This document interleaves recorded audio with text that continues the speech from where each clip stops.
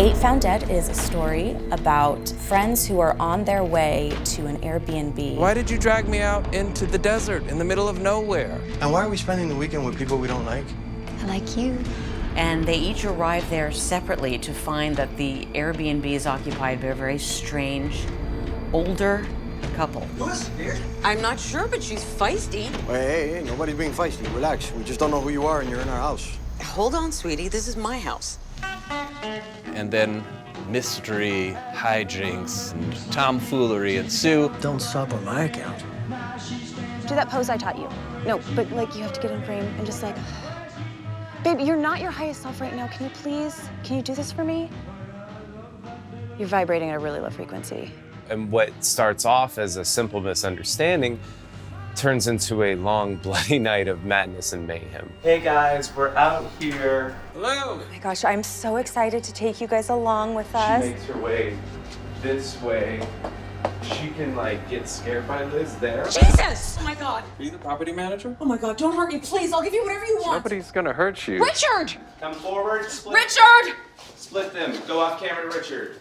Oh, sorry. I didn't mean to kill my actress. And cut. The idea for the film originated back in 2019. I was shooting a short film with Eddie Acosta, who plays Ricky in this movie. We were shooting on location out in the desert, much like this film, and Eddie had noticed the house next to where the cast and crew was staying was super scary and like something out of the Texas Chainsaw Massacre. And I'm like, bro, can you imagine if we were to show up to the Airbnb and people would have just been here? Sorry, we just have the wrong place at the wrong day. No, we have the right place and it's the right night. I just took that nugget of an idea and I don't know, I just had something that clicked in my head. I kept it to myself for a couple months, I guess, and then finally I revealed my outline to Travis. John used these 3x5 index cards that were color-coded to match each scene and each character in the film. And it was great because we were able to kind of shuffle that deck or the timeline and take a simple story and kind of make it a little more complex and non-linear. He bought it. He was into it. I didn't even tell people because I just thought, come on, we're not gonna really make a movie. And then we did. Is filmmaking fun? Is this filmmaking? That's great. I came the whole way to LA to paint houses. Ready, and action, Eddie. There's a good amount of violence and gore in 8 Found Dead, but I wanted to make a horror film that was more about broken relationships and jealousy and envy, and the power and damage that words can have. Oh my God. So we leaned on dialogue a lot. Maybe you have a problem with women. I know I do. And one of my favorite movies that I think of as a horror movie, maybe a lot of people don't, is Who's Afraid of Virginia Woolf? And that's about one couple holding another couple hostage by words, and they just assault them verbally. We rented this house a week ago. How was your stay? That's not what I meant. You liked it so much you just wanted to come back up and share a weekend with us? No, what I mean is you're not supposed to be here. We rented this house for the weekend. We can prove it, can't we, babe? We tell the story of one long night, but in 4 different parts, from 4 different points of view. We're here. You guys will probably be late because of some Ricky bullshit, but there's some weird old white couple here that... So that we're slowly doling out information to keep you invested. Get back to you. Thanks. So there is this really weird old couple here and they say that they rented the place instead of us. Just get here. Okay, cutting, going to 120. We brought in real-life elements from our own lives and added them into these characters. So, what are you doing there? I'm watching Sam's story. I wanted people who were a little larger than life, but also super relatable. Oh, what's so funny? It's Dwayne. He has his shirt off, see?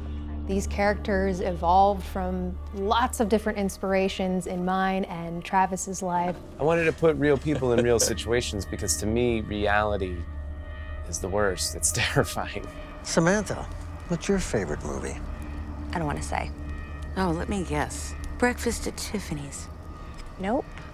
I know. Guess who's coming to dinner?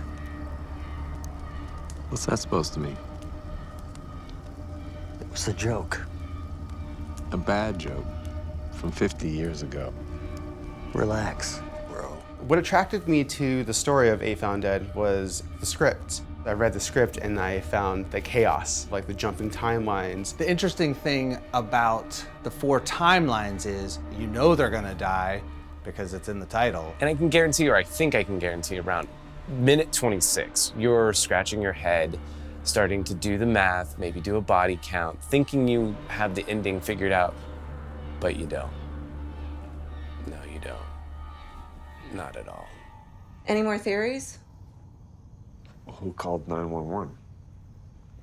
Right, what happened to the survivor? Originally, we were trying to do a very calculated camera movement. Clean, slide, lock, slide, you know, pull back, pull focus. Go ahead, go ahead. I wanted to shoot this movie primarily on a jib or a crane, and I got a lot out of the exterior scenes, but when it came time to filming inside the house with this jib, that was a different story. This looks huge and this room looks tiny and small, but we think it's gonna work. Check back in later. I don't know. Unfortunately, it was just a little too large for our location. So we had to plot out how we were going to film the scene while using the jib. And this thing is super bulky and we had to be really crafty with how we navigated in and out of these tight nooks and crannies. We used sticks, cigarette boxes, pins, anything we could get our hands on to kind of simulate what that jib arm might do. The camera's facing this way. Yep. We dolly. Yep. Follow him, leave him there. Or pan around to sideways with him while he's walking to the door. That's for 42. Elliot Murphy is awesome. He was our jib assist. He was our assistant editor, associate producer. You know what he does for a living? Shoot or die, bro. He's also a professional skateboarder.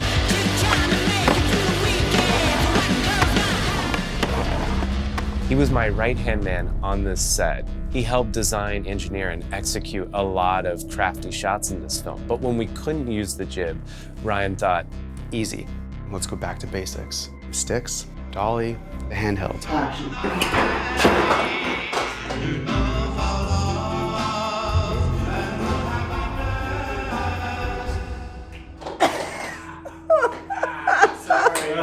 Wearing that 35-pound camera, I'm sorry, Ryan. He was able to get closer to the actors and bring an intimacy to the story, while also at the same time creating a really unsettling and creepy vibe. I think it made us more about storytelling and less about gear.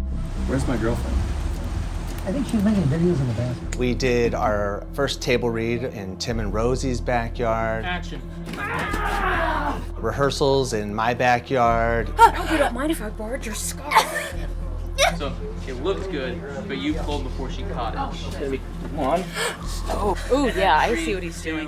1. Snap is just a little thing. Whenever we were doing rehearsals, I was there. And you're gonna laugh like And I was just a fly on the wall, filming it. And then, yeah, exactly. Sip. Take a sip. Not knowing that how we were filming rehearsals was exactly how we're gonna shoot the movie.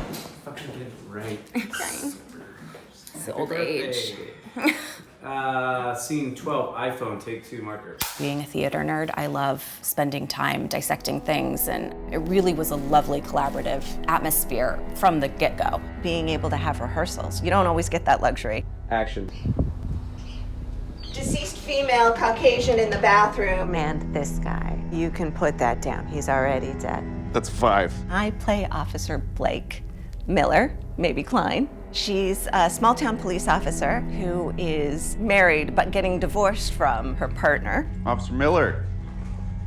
You should really start calling me Officer Klein. But your name tag says Miller. Every actor's dream is to be using food in a very heavy scene. The Cheerios were maybe my best co-star. She's also in over her head in one of the biggest cases that she's probably ever gotten. So the gals in the bathroom, they were fighting over this guy. So your professional opinion? It's a joke. The man is investigating multiple homicide, and he still has the wherewithal to crack jokes, and he's trying to like multitask. That's hard. 3, 2, 1, boom. Oh, really kind of hurt. Did you tell? You could tell? Oh boy.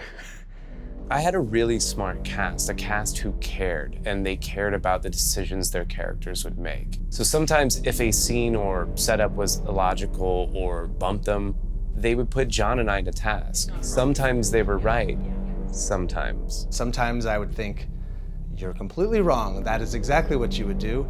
But sometimes, man, they were right. Prove it. Oh, ye of little faith.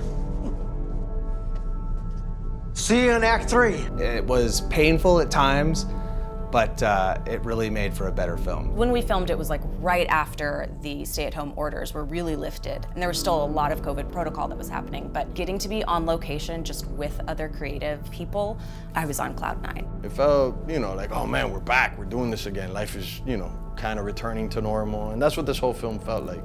Richard, maybe we should leave. Richard, maybe you should listen to your wife. She's just saying that to seem polite. She knows we're not going anywhere. Guilty. Being able to do this role and this film with my husband, Tim, was a lot of fun because we sort of built a backstory together about these two characters and why they became the way they did. We're just two out-of-work actors not afraid to research a role, to dig deep. Richard is quite an interesting character. He's very complex, very complicated. I think he had a good heart at one time. He's not wrong. My favorite character to write for probably started out as Richard because he was the most aggressive and he said the most egregious things. Try to see it from our perspective. Where's the fucking key?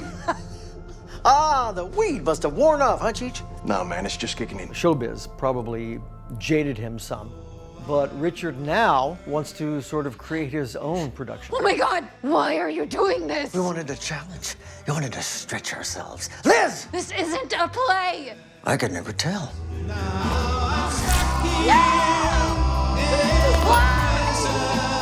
Liz is very sweet on the outside, but a bit of a raving psychopath on the inside.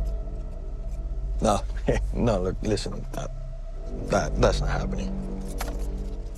What the no, hey, that's not happening, bro. Whoa, hey, what are you doing? There's this like really lovely dissonance happening with her. How could you tell? I can see it in your eyes. So when did you find out? And as an actor, she's just so easy to work off of. Dwayne! Even though she was trying to kill me. Dwayne! I don't think Dwayne can hear you, dear. As the story evolved, Liz became my favorite because of how duplicitous she is. So it was fun to kind of dig deep into that sort of dark side of myself. Here you go, Sam. Here's your purse. Carrie. Your name is Carrie. It was very much like a stage ensemble. Travis allowed us to do that. He loves improv and he likes to let the actors sort of bring that. She's not wrong. Ew.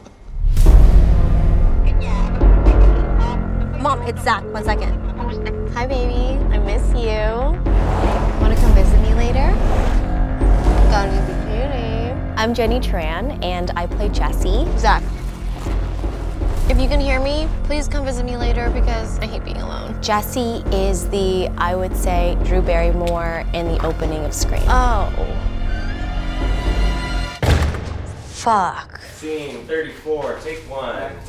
And Jenny.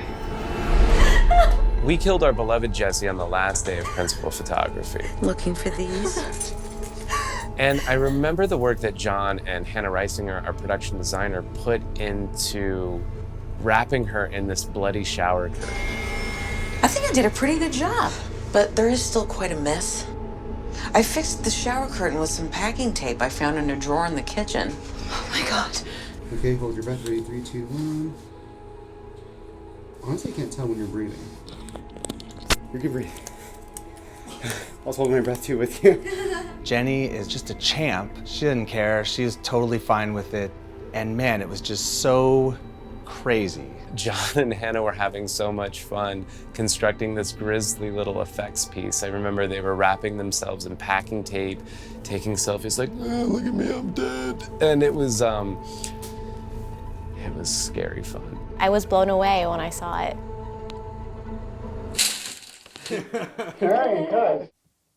I'm glad Jenny didn't die in real life. One of my favorite characters in this film is Dwayne, played by actor William Gabriel Greer. Nothing's gonna happen to you while I'm here. Promise. Dwayne, my rock. Action. Gabe injected a likability into this character. Someone who in a traditional horror film might be the meathead jock who you want to see just get killed instantly. But not Dwayne. Because Gabriel's such a talented and smart actor, he really rooted this character in reality, which made you care about his plight. What a beautiful night. Y'all come out here a lot?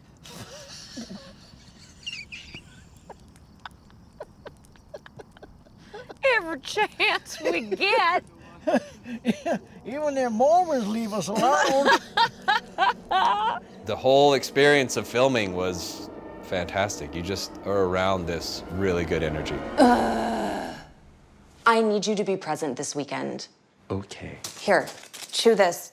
It's CBD gum. It's supposed to help with PMS. Tell me if you like it. He was just so much fun to work with and play with. You just throw anything at him and he bounces it back.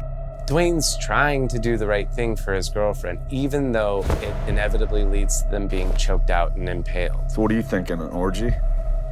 An orgy gone horribly wrong? But he's still a good boyfriend in my book. There's a moment where Eddie and Allie are in the dining room and Tim's character, we rack focus to him and he's like, hey dudes. Hey dudes. And then she says, We could kill him. that scene is one of my favorites because of the nuance of the joke. For some reason, we all cracked up and we thought that was like one of the funniest throwaway lines while we're doing rehearsals, and then it stuck and it became an obnoxious thing that we just did on set. Scene 41, take one. Hey, dudes. Hey, dude. Hey, dude. Scene 41, Charlie, take one. You know what? Heck, there you go. Thank you. Hey, dudes. My favorite scene from the film was when I am with Allie's character and she's asking me if I'm scared too of Richard. Are you in danger? And I kind of reveal to her what's really going on. No, sweetie. Just you. Let go. Cool. Cut. You okay? Yeah. God, that was so real. It was super creepy.